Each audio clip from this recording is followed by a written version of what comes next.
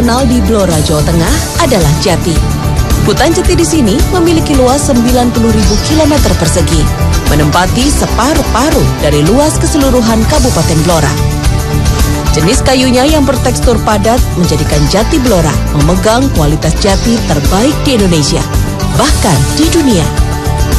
Produksi kayu jati ini menyumbang pendapatan asli daerah sebesar 6 miliar rupiah per tahunnya. Hampir separuh bagian dari wilayah Blora, Jawa Tengah terdiri dari hutan jati dengan kualitas terbaik dunia. Dan dari hutan jati dengan nilai ekonomis tinggi inilah sebagian masyarakat menggantungkan hidupnya. Namun seperti apa fenomena kehidupan masyarakat di pinggiran hutan jati Blora, Jawa Tengah? Pemirsa, ikuti perjalanan Indonesiaku. Sejauh mata memandang, terlihat hamparan rindang hutan homogen. Dari hamparan hutan inilah, masyarakat daerah tepian hutan menggantungkan hidupnya. Salah satunya bagi mereka yang tinggal di Kecamatan Ciken. Larangan akan penebangan hutan membuat warga harus bisa memilih mana hasil hutan yang boleh mereka ambil. Salah satu yang dicari adalah limbah dari sisa penebangan perhutani, seperti gembol atau akar kayu jati yang sudah tidak diambil pada saat penebangan. Warga mencarinya untuk dijual sebagai bahan pembuatan kerajinan mebel. Limbah sisa hasil penebangan ini boleh diambil warga jika kayu yang tersisa memiliki ketinggian kurang dari 50 cm. Namun, untuk mengangkat akar tanaman jati ini bukanlah sebuah perkara yang mudah. Satu akar biasanya digarap minimal oleh 4 orang. Pencarian akar gembol ini mengundang rasa penasaran saya. Bersama rombongan warga desa Blungun, saya ikut mencari akar gembol. Jika sudah menemukan titik akar yang akan diambil, dengan cepat mereka mulai bekerja. Hanya ada peralatan sederhana seperti cangkul dan linggis yang digunakan. Penggalian terus dilakukan hingga semua bagian akar terlihat. Pak Edi, saya bantuin ya Pak ya? Silakan kalau bisa. Ini digaliin ya Pak ya? Sampai dalam. Oh, jadi sampai akarnya. Dipotong. Oh gitu. Berapa meter biasanya Pak? Ya biasanya kalau besar ya 2 meter lagi lah. 2 meter? Ya kalau besar. Dalamnya? Iya. Ya dalamnya sampai habis akarnya ini. Oh gitu Pak ya. Pak ini kan banyak nih Pak. Akar-akarnya kemana-mana. Ini nanti motongnya gimana caranya Pak? Potong ya digali dulu. Kalau udah kelihatan baru dipotong. Diukur dulu Pak ya? Ya. Diukur sesuai ukuran meja baru. Membelilah yang entah berapa ukurannya. Sesuai permintaan Pak ya. Ya karena struktur kayu jati ini memang padat dan keras, jadi untuk memotong akar-akar kayu ini nih nggak mudah. Jadi harus ada tenaga ekstra dan alat-alat yang juga harus tajam. Karena susah banget. Proses pencarian kayu gembol ini memakan waktu hingga 5 jam. Jika akarnya besar, pencarian bisa memakan waktu seharian. Kalau kepanasan, warga biasanya mengambil batang kayu di hutan dan memasangnya sebagai peneduh dari teriknya sinar matahari. Jadi karena di sini panas sekali, jadi orang-orang di sini membuat peneduh seperti ini, mengambil pohon-pohon di sekitar sini ya Pak ya, buat teduh-teduhan seperti ini. Ini lumayan Pak ya, jadi nggak terlalu panas ya? Terlalu panas. Karena nanti prosesnya lama banget. Ini ganja Pak. Ini Pak. Sampailah pada proses tersulit dalam pengambilan gembol ini, yaitu mengangkat akar jati dari tanah. Keterbatasan alat membuat warga memutar otak mencari pengungkit di tengah hutan.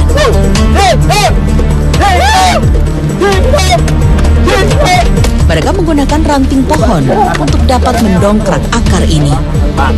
Ya, ini juga harus membutuhkan kekompakan tim. Karena untuk mengangkat akar ini luar biasa susahnya.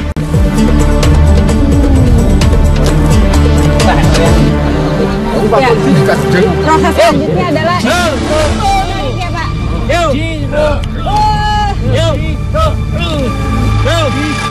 Pak.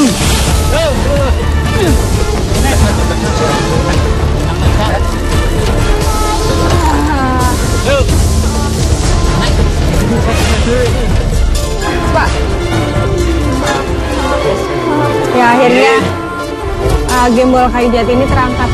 Dan proses selanjutnya adalah pembersihan akar-akar ini dari lemah yang masih menempel ya Pak ya.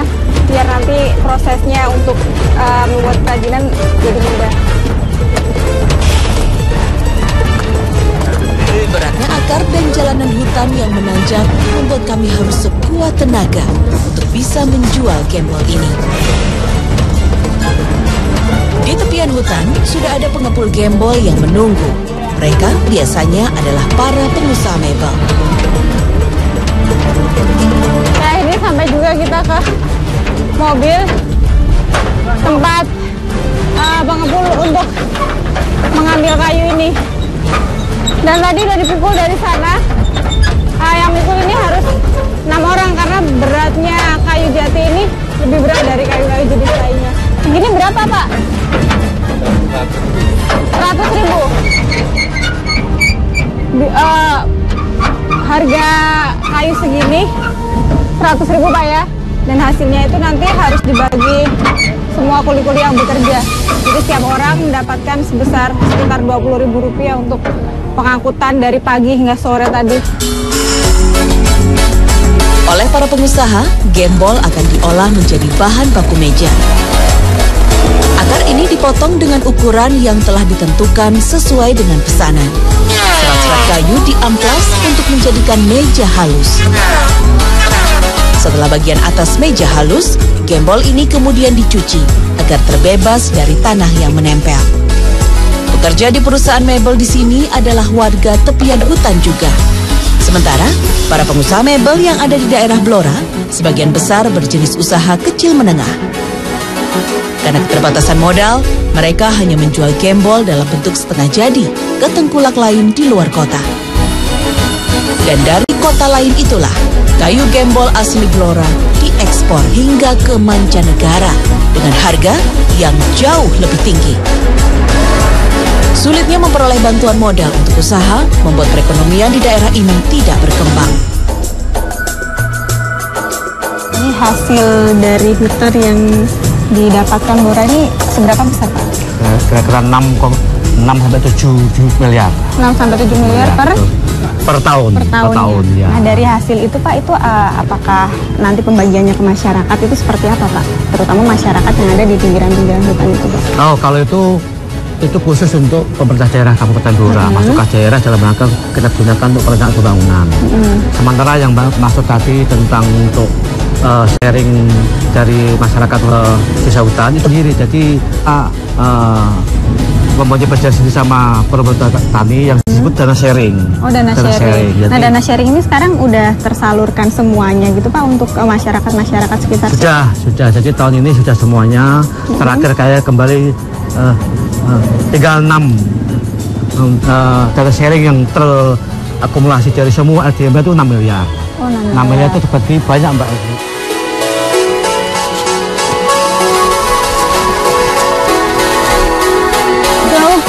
Jauh ya? Iya.